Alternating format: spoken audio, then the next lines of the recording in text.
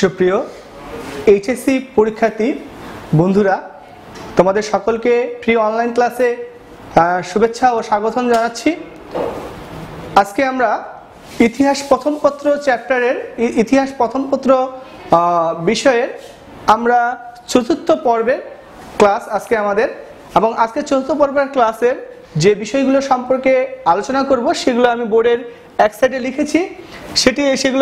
সেগুলো এক নজরে আমরা দেখে নিই। হায়দার আলী এবং হায়দার আলীর উত্থান, তিনি কিভাবে তার উত্থান সম্পর্কে আমরা জানবো। তারপরে প্রথম ইঙ্গ মহীশূরের যুদ্ধ, দ্বিতীয় ইঙ্গ মহীশূরের যুদ্ধ, লর্ড কর্নওয়ালিস এবং তার চিরস্থায়ী বন্দোবস্ত প্রথা এবং চিরস্থায়ী বন্দোবস্তের সুফল এবং কুফল, এবং লর্ড ওয়েলেসি সম্পর্কে আমরা আলোচনা করার চেষ্টা করব।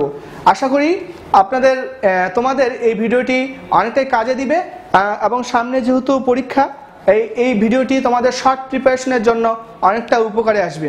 তা আমরা চলো বন্ধুরা শুরু করা যাক আজকের আলোচনা। প্রথমেই আমি হায়দার আলী সম্পর্কে সংক্ষেপে তোমাদের ধারণা দেওয়ার চেষ্টা করি। এই হায়দার আলী ছিলেন মহীশূরের হায়দার আলী একজন মহীশূরের শাসনকর্তা ছিলেন। তিনি সর্বপ্রথম, অর্থাৎ নবাব সিরাজউদ্দৌলা এবং মীর কাসিমের পরে তিনি সর্বপ্রথম ইংরেজদের বিরুদ্ধে, পরবর্তী সময়ে ইংরেজদের বিরুদ্ধে এবং ইংরেজদের সাম্রাজ্যের যে শক্তি বৃদ্ধি, সাম্রাজ্য বৃদ্ধি যে মানসিকতা, এটাকে রুখে দেওয়ার জন্য তিনি সর্বপ্রথম প্রতিবাদ করেন এবং তিনি অস্ত্র ধরেন বলা চলেন। তিনি ছিলেন আসলে একজন দেশপ্রেমিক, এবং তিনি নিপুণ দক্ষতা এবং তার প্রখর জ্ঞান ছিল। তিনি সেরকম শিক্ষা দীক্ষা তার মধ্যে ছিল না, কিন্তু তার বুদ্ধি ছিল বিচক্ষণ। তিনি ছিলেন একজন কৃষক পরিবারের সন্তান। তিনি নিজের প্রচেষ্টা এবং মেধা এবং দক্ষতার বলে সামান্য সৈনিক পদ থেকে তিনি মহীশূরের রাজ্যের সর্বসের্বা হিসেবে নির্বাচিত হন বা স্থান করে নেন। একজন সুনিপুণ যোদ্ধা, সমরকৌশলী এবং সেনানায়ক, দেশপ্রেমিক নেতা হায়দার আলী ছিলেন উদীয়মান মহীশূর সাম্রাজ্যের প্রতিষ্ঠাতা। তিনি 1721 খ্রিস্টাব্দে, কত সালে? 1721 খ্রিস্টাব্দে তিনি বুদিকোট, 1721 খ্রিস্টাব্দে বুদিকোট নামক স্থানে অতি সাধারণ কৃষক পরিবারে তিনি জন্মগ্রহণ করেন। তার পিতার মৃত্যুর পর হায়দার আলীর ভাগ্যান্বেষণী তিনি সৈনিক রূপে জীবন শুরু করেন। তিনি নিরক্ষর ছিলেন বটেই, কিন্তু অসাধারণ তীক্ষ্ণ বুদ্ধি তার মাথায় ছিল এবং সাহসিকতা এবং স্মৃতিশক্তি ছিল তার প্রখর। তার উত্থান সম্পর্কে আমরা এখন জেনে নিই। মহীশূর রাজ্যের প্রধান সেনাপতি নান রাজের অধীনে সামান্য সৈনিক হিসেবে তিনি চাকরি জীবন শুরু করেন, এবং অল্প দিনের মধ্যে তিনি তার কর্মদক্ষতা এবং বিশ্বস্ততার জন্য তিনি নান রাজের প্রিয় পাত্র হয়ে ওঠেন। এবং নান রাজের অধীনে থেকে তিনি হায়দ্রাবাদ এবং ত্রিচিনোপল্লীতে ইঙ্গ ফরাসি দ্বন্দ্বে তিনি অংশগ্রহণ করেন, এবং ইউরোপীয় যে সামরিক শক্তি বা তাদের যে রণকৌশলের পদ্ধতি, সেটা তিনি খুব সহজে আয়ত্ত করে নেন, এবং যা পরবর্তীকালে তার অনেকটা সহযোগিতা করেছিল তার শাসন ক্ষমতা অর্জনের ক্ষেত্রে। পরবর্তীতে যা অনেকটা সাহায্য করেছিল। নানরাজ তার কর্মক্ষমতার গুণে সন্তুষ্ট হয়ে 1755 সালে তার কর্মক্ষমতার গুণে সন্তুষ্ট হয়ে 1755 সালে তাকে হায়দার আলীকে দিন্দিগুলের ফৌজদার হিসেবে নিযুক্ত করেন। দিন্দিগুলের ফৌজদার হিসেবে তাকে নিযুক্ত করেন। এরপর থেকে তার ক্ষমতা এবং প্রভাব আস্তে আস্তে দিনে দিনে বৃদ্ধি পেতে থাকে। এবং মহীশূরের রাজপরিবার এ সময় নানরাজ এবং তার ভাই দেবরাজের হাতে একরূপ বন্দী ছিল। সে সময়ে মহীশূরের রাজপরিবার এ সময় নানরাজ ও তার ভ্রাতা দেবরাজ হাতে একরূপ বন্দী ছিল। অর্থাৎ এক কথায় মহীশূরের রাজা ছিলেন নানরাজ এবং দেবরাজের হাতে ছিল কিরণব। অর্থাৎ তাদের শাসন অযোগ্যতা, সেনাবাহিনীর অসন্তুষ্ট এবং ক্রমাগত মারাঠাদের আক্রমণ প্রভৃতি কারণে মহীশূর রাজ্যে দারুণ একটা বিশৃঙ্খলা দেখা দেয় এবং সেই সুযোগে এই সুযোগ পান হায়দার আলী। এবং হায়দার আলী পূর্বেই বলেছি তিনি একজন বিচক্ষণ একজন শাসনকর্তা ছিলেন, তার বুদ্ধি ছিল প্রখর, তিনি এই সুযোগের অপেক্ষায় ছিলেন এবং সুযোগ খুঁজছিলেন। এবং এই সুযোগে হায়দার আলী সেনাবাহিনীর মধ্যে কি করেন, সাথে ষড়যন্ত্র করে নিজ আশ্রয়দাতাকে নানরাজকে কি করেন, ক্ষমতাচ্যুত করেন। 1760 সালে ক্ষমতাচ্যুত করে রাজ্যের একছত্র আধিপত্য স্থাপন করেন। তাহলে আমরা বুঝতে পারলাম, দেখলাম, ইতিহাস দেখলাম যে হায়দার সে একজন সামান্য সৈনিক পদ থেকে কিভাবে ধীরে ধীরে তার নিজস্ব কর্মক্ষমতা এবং সাহসিকতা এবং নৈপুণ্যতা এবং বিচক্ষণতার মাধ্যমে তিনি নানরাজের প্রাণপ্রিয় হয়ে ওঠেন এবং নানরাজ তাকে গুরুত্বপূর্ণ পদে উন্নীত করেন। এবং আস্তে আস্তে তিনি কি করেন, সময়ের সুযোগে থাকেন এবং সুযোগের সদ্ব্যবহার করে তিনি কি করেন, সেনাবাহিনীদের মধ্যে ষড়যন্ত্র করে এবং তিনি কি করেন 1760 সালে নিজ আশ্রয়দাতা নানরাজকে কি করেন, নানরাজকে তার ক্ষমতা থেকে বিচ্যুত করে নিজে ক্ষমতা দখল করেন। এবং হায়দারের একজন বিশ্বস্ত বন্ধু ছিল যার নাম ছিল খান্দেরাও। তার নাম কি ছিল? খান্দেরাও। এটা ছিল তার বিশ্বস্ত বন্ধু। এবং মহীশূরের ক্ষমতা দখলের ক্ষেত্রে, ক্ষমতা গ্রহণের ক্ষেত্রে এবং শক্তি প্রয়োগ করে ক্ষমতা গ্রহণ করার ক্ষেত্রে এই তার বন্ধু খান্দেরাওয়ের ভূমিকা জড়ালো ছিল। এবং এই খান্দেরাও এক সময় যখন দেখেন যে হায়দারের ক্ষমতা দিন দিন যখন বৃদ্ধি পেতে থাকে, তখন তিনি তখন একটি ঈর্ষান্বিত হন এবং ঈর্ষান্বিত হয়ে হায়দারের বিরুদ্ধে আচরণ করেন। মহীশূরের রাজাও খান্দেরাওয়ের সাথে ষড়যন্ত্রে লিপ্ত হয়ে হায়দারকে ধ্বংস করার জন্য উদ্যোগ নেয় এবং এই উদ্দেশ্যে খান্দেরাও মারাঠাদের সাহায্য লাভে যত্নবান হন। কিন্তু মারাঠা সাহায্য আসার পূর্বে রাজা এবং খান্দেরাও কি করে, হায়দার আলীর উপর একটা আক্রমণ চালায়। ফলে হায়দার আলী রাজধানী শ্রীরঙ্গপট্টম থেকে বিতাড়িত হয়ে বেঙ্গালুরে আশ্রয় নেন। এবং বেঙ্গালুরে আশ্রয় নেওয়ার পরে শেষ পর্যন্ত 1761 খ্রিস্টাব্দে হায়দার আলী খান্দেরাওকে পরাস্ত করে পুনরায় মহীশূরের শাসন ক্ষমতা হস্তান্তর করেন।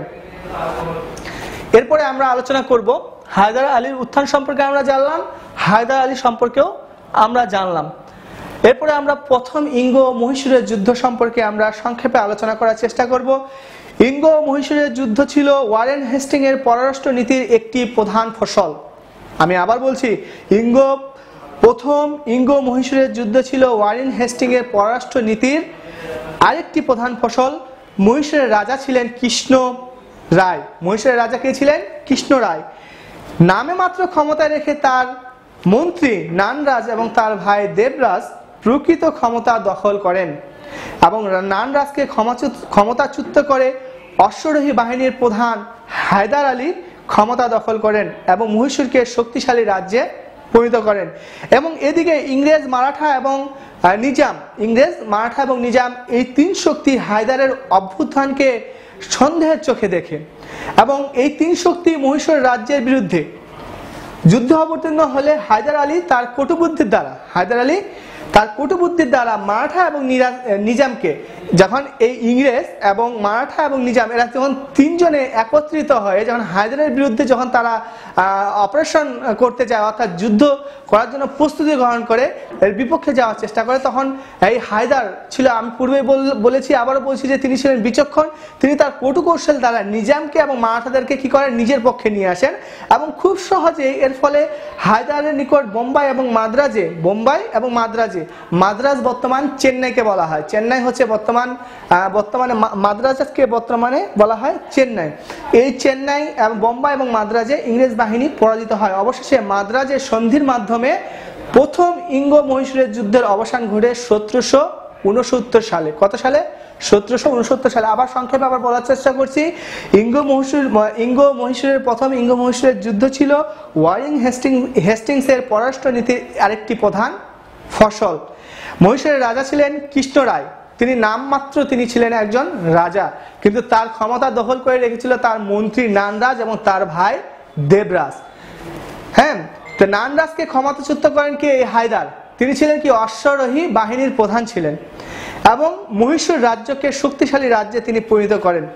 এবং ইংরেজ, মারাঠা এবং নিজাম এই যে হায়দারের অভ্যুত্থানকে তারা একটা কি করে সন্দেহের চোখের মধ্যে দেখে এবং তিনি তখন কি করেন, তিনি বুঝতে পারেন এবং তারা তখন এই তিন শক্তি মহীশূর রাজ্যের বিপক্ষে অবস্থান নেয় এবং যুদ্ধ ঘোষণা করার জন্য যে কোনো সময় যুদ্ধ ঘোষণা করার প্রস্তুতি গ্রহণ করে।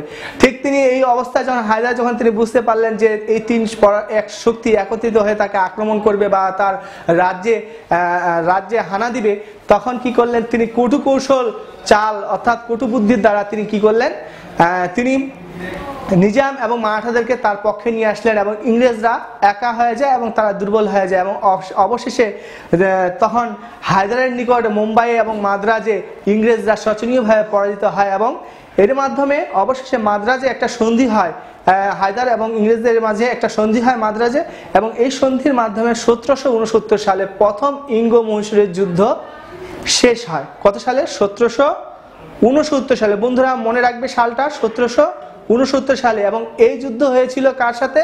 হায়দারের সাথে এবং কার সাথে? ইংরেজদের সাথে। যদিও বা প্রথমে এই যুদ্ধ হওয়ার কথা ছিল বা সংঘর্ষ হওয়ার কথা ছিল নিজাম মারাঠা এবং ইংরেজরা একত্রিত একদিকে এবং হায়দারের বিপক্ষে, যদিও বা এই যুদ্ধ হওয়ার বা এই সংঘর্ষ হওয়ার সম্ভাবনা ছিল, কিন্তু এই কি বলে হায়দার তার বুদ্ধি প্রয়োগ করে তিনি এই মারাঠা এবং নিজামকে তিনি কি করেন, তার পক্ষে নিয়ে আসেন এবং ইংরেজদের বিপক্ষে যুদ্ধ করে এবং 1769 সালে একটা সন্ধি হয়, মাদ্রাজের সন্ধি। এই সন্ধির মাধ্যমে এই যুদ্ধ শেষ হয়। তাহলে কত সালে?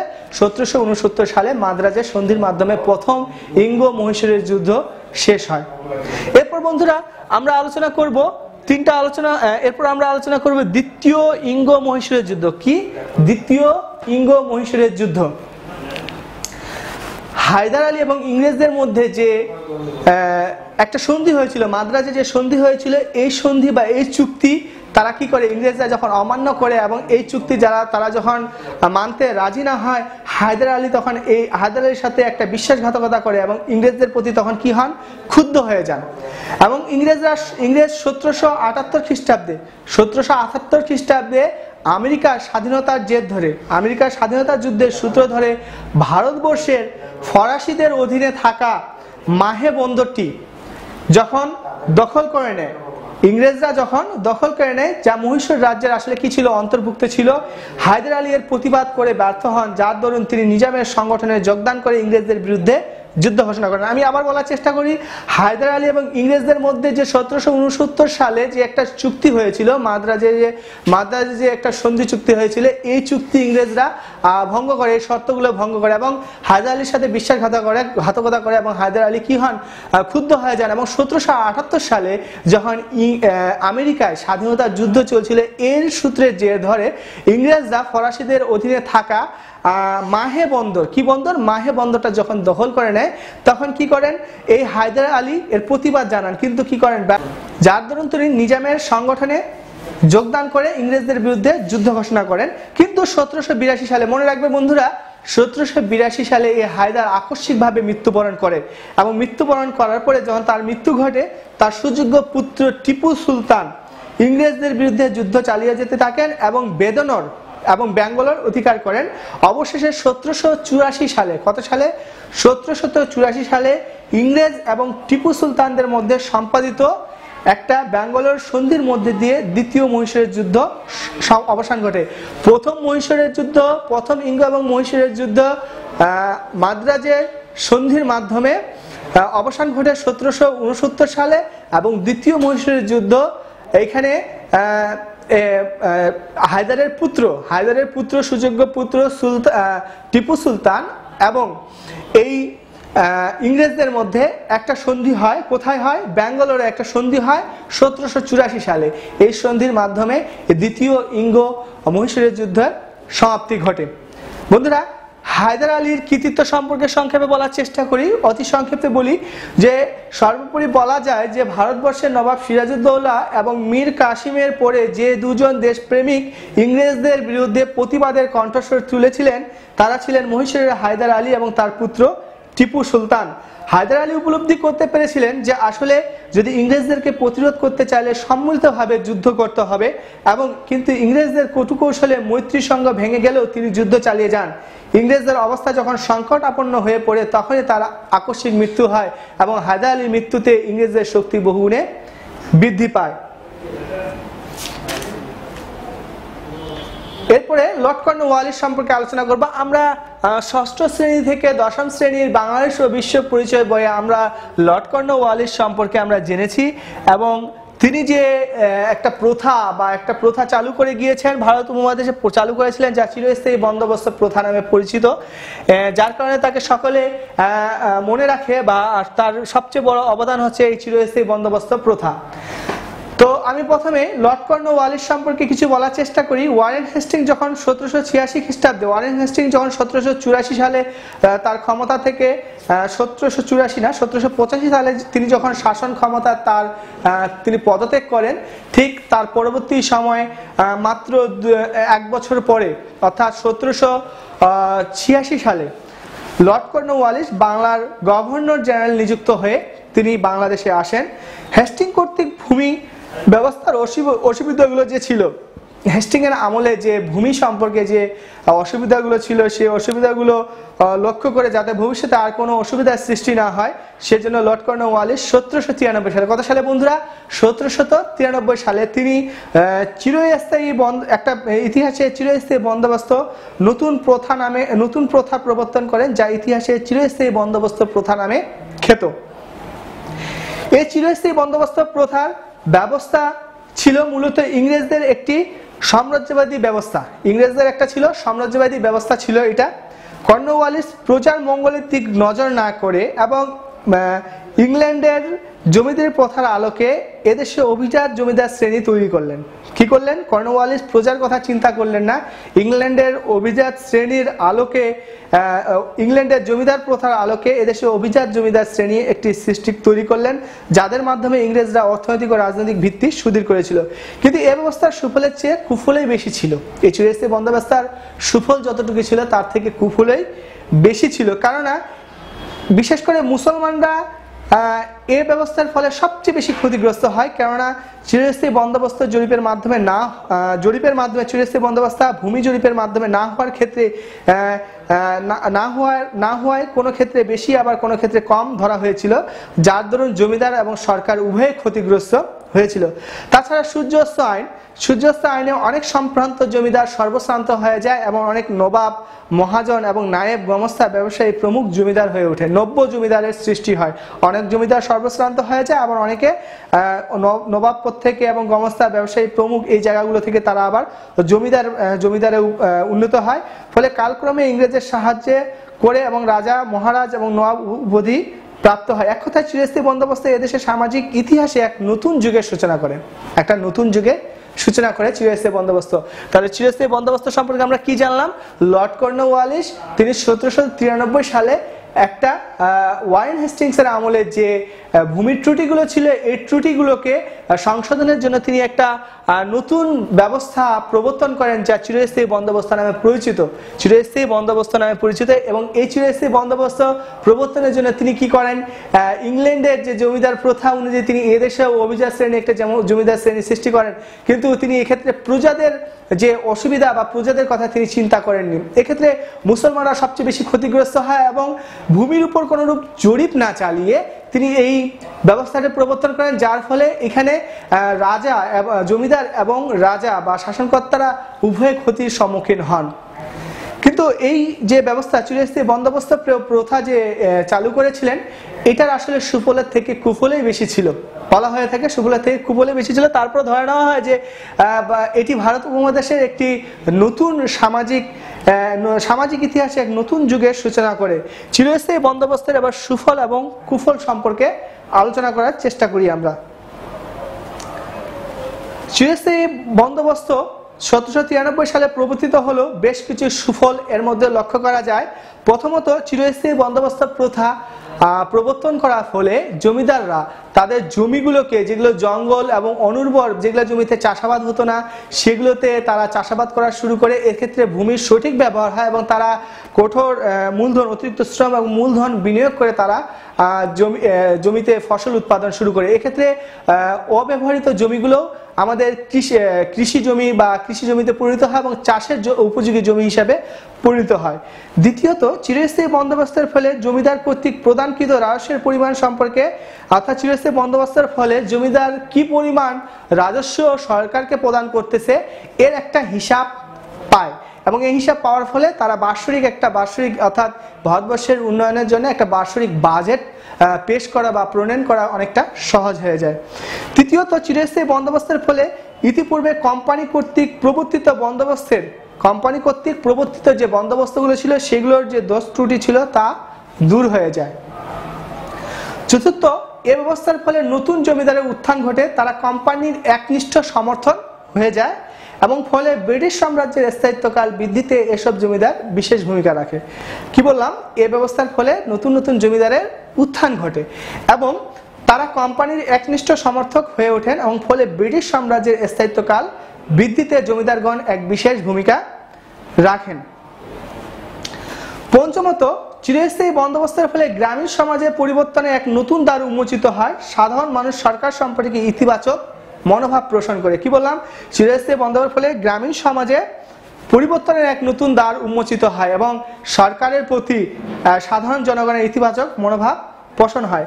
তো এগুলো ছিল হচ্ছে চিরস্থায়ী বন্দোবস্তের সুফল। এবং চিরস্থায়ী বন্দোবস্তের যে কুফলগুলো রয়েছে সেগুলো 1793 সালের খ্রিস্টাব্দে লর্ড কর্নওয়ালিস প্রবর্তিত চিরস্থায়ী বন্দোবস্তের কুফল সম্পর্কে এবার আলোচনা করার চেষ্টা করি। প্রথমত, চিরস্থায়ী বন্দোবস্ত জমিদারের অধীনস্থ জমি জরিপ না করেই এই জমিগুলো প্রদান করা হয়। এতে তুলনামূলক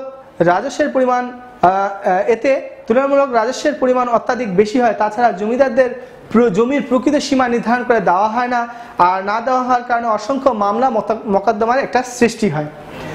দ্বিতীয়ত, চিরস্থায়ী বন্দোবস্তের ফলে ভূমিতে প্রজাদের পুরনো সত্ত্ব বিলুপ্ত হয়ে যায়। প্রজাদেরকে নতুন জমিদারদের দয়ার উপর নির্ভর করতে হয়।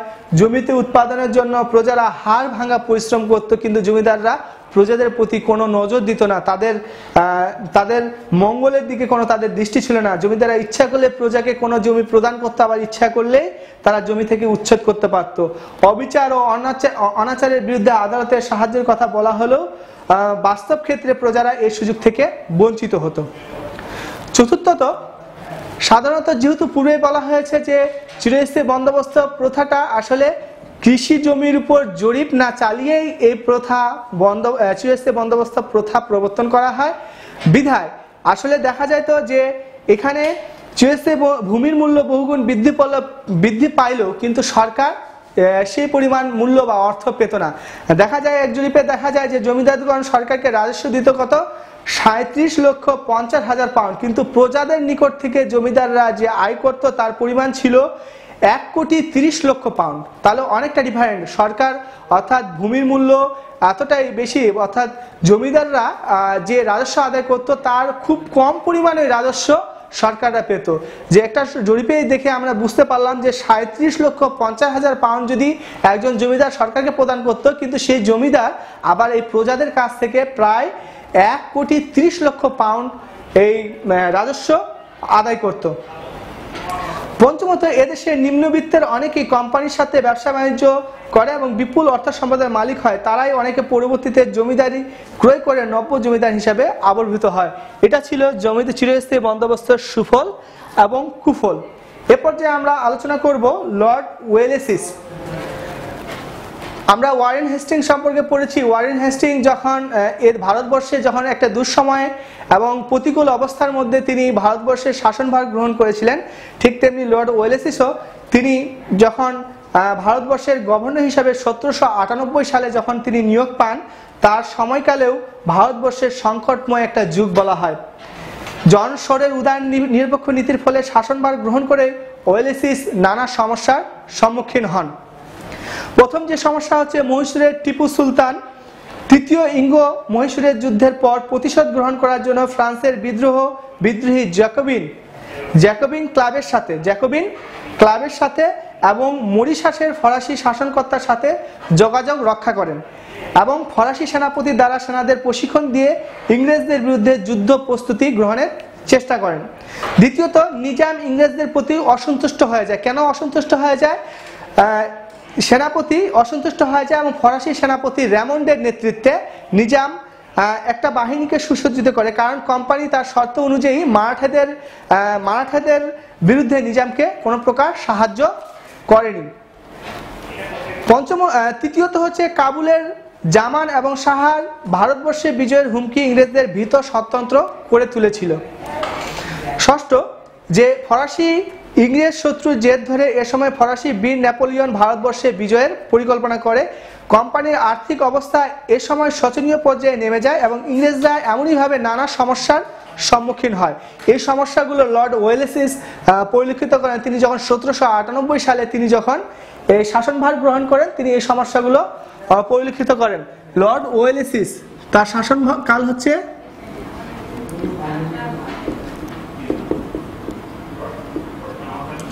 1798 সালে তিনি ভারত উপমহাদেশের শাসনভার তিনি গ্রহণ করেন এবং তিনি যে অধীনতামূলক মিত্রতা নীতি তিনি প্রণয়ন করেছিলেন। তিনি তার সাম্রাজ্য অর্থাৎ সাম্রাজ্যকে শক্তিশালী করার জন্য, তার শাসনকালকে বা শাসন ব্যবস্থাকে শক্তিশালী করার জন্য তিনি অধীনতামূলক মিত্রতা নীতি গ্রহণ করেছিলেন।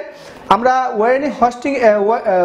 ওয়ারেন হেস্টিংস যে একটি অধীনতামূলক যে একটা নীতি প্রণয়ন করেছিলেন, তিনি যখন দেখলেন যে আমরা বলেছি পূর্বের পর্ব আলোচনায় আমরা আলোচনা করেছি যে ওয়ারেন হেস্টিংস যখন দেখলেন যে ইস্ট ইন্ডিয়া কোম্পানি যখন ওয়ারেন হেস্টিংস যখন লক্ষ্য করলেন যখন ইস্ট ইন্ডিয়া কোম্পানি বাণিজ্যিক প্রতিষ্ঠান থেকে যখন রাজনৈতিক প্রতিষ্ঠানে পরিণত হচ্ছে, তখন তিনি দেখলেন যে এই রাজনৈতিক প্রতিষ্ঠান অর্থাৎ ইস্ট ইন্ডিয়া কোম্পানির কর্তৃত্বকে দীর্ঘায়িত করার জন্য বা এর শাসনকালকে দীর্ঘায়িত করার জন্য তিনি চিন্তা করলেন দেশীয় রাজাদেরকে কি ইংরেজদের উপর কি করা হবে, নির্ভরশীল কিভাবে করে তোলা যায়।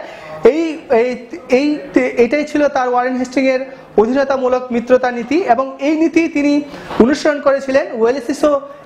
লর্ড ওয়েলেসিসও ওয়ারেন হেস্টিংসের অধীনতামূলক এই নীতি অবলম্বন করেছিলেন। তিনি এই জন্য স্যার জন শোরের নিরপেক্ষ নীতি ত্যাগ করে ওয়েলেসিস সামরিক এবং অধীনতার ভিত্তিতে গঠিত এই নীতির নামকরণ করেন অধীনতামূলক মিত্রতা নীতি। এবং এই নীতিগুলোর যে শর্তগুলো ছিল, দেশীয় যেসব রাজা মিত্রতার বন্ধনে আবদ্ধ হবে তারা ইংরেজদের বিনা অনুমতিতে কোনো জায়গা কোনো রাজ্য দখল করতে পারবে না, যুদ্ধ ঘোষণা করতে পারবে না এবং কোনো প্রকার আলাপ আলোচনা করতে পারবে না। এবং দেশীয় রাজারা যাদের মধ্যে যারা শক্তিশালী রাজা ছিল তারা একটা সৈন্যবাহিনী গঠন করতে পারবে, কিন্তু সেই সৈন্যবাহিনীর প্রধান হবে ইংরেজ সেনাপতি। এবং একমাত্র ইংরেজ ব্যতীত মিত্রতাবদ্ধ দেশীয় অর্থাৎ মিত্রতার মধ্যে আবদ্ধ যে রাজ্যগুলো ছিল, ভারতবর্ষে যে রাজ্যগুলো ছিল, এই রাজ্যগুলোর মধ্যে যারা ইংরেজরা ব্যতীত অন্য সকল ইউরোপীয় কর্মচারী এবং নাগরিকদের বিতাড়িত করতে হবে। এবং মিত্রতার নীতিতে আবদ্ধ যে কোনো দেশ তাদের রাজ্যে একদল সৈন্য পালন করবে এবং তাদের ব্যয়ভার নির্বাহের জন্য নগদ অর্থ বা নিজ রাজ্যের এক অংশ ছেড়ে দিবে। এই শর্তগুলো ছিল অধীনতামূলক মিত্রতা নীতি। এটা ওয়েলেসিসের অধীনতামূলক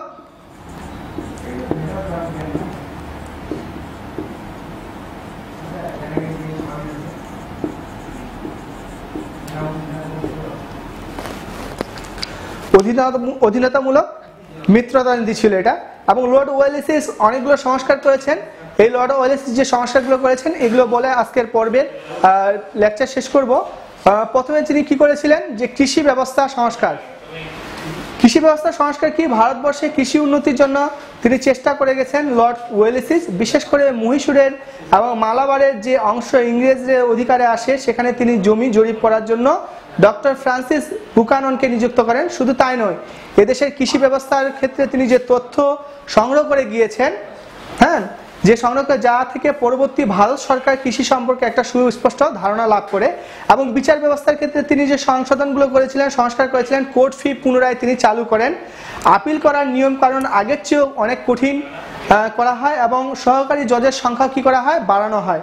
এবং সদর দিওয়ানি আদালতের মামলার সংখ্যা বেড়ে যাওয়াতেই ওয়েলেসিস গভর্নর জেনারেল এবং কাউন্সিলরদের উপর থেকে বিচার বিভাগের যে বিচারের যে ক্ষমতা বা দায়িত্ব সরিয়ে নিয়ে তিনি 3 জন পরে 4 জন জজের উপর এই দায়িত্ব দেন।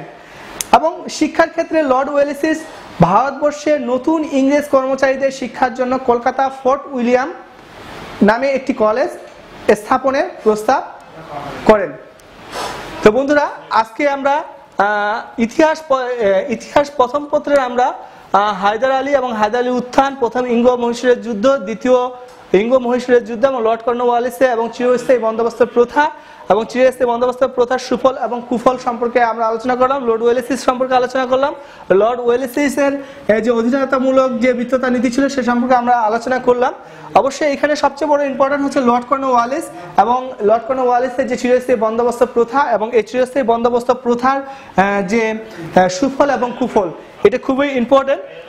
তো আমাদের এমসিকিউর জন্য অবশ্য প্রতিটা বিষয় খুবই ইম্পর্টেন্ট এবং ব্রিফ কোশ্চেনের জন্য প্রতিটা বিষয় অনেকটা ইম্পর্টেন্ট। তো আশা করি ভিডিওটি অনেকটি ভালো লাগবে এবং তোমাদের অনেক উপকারে আসবে। আজকের মতো ইতিহাস প্রথম পত্রের ৪র্থ পর্বের ক্লাস শেষ করছি। সবাই সুস্থ থাকো, ভালো থাকো, আল্লাহ হাফিজ।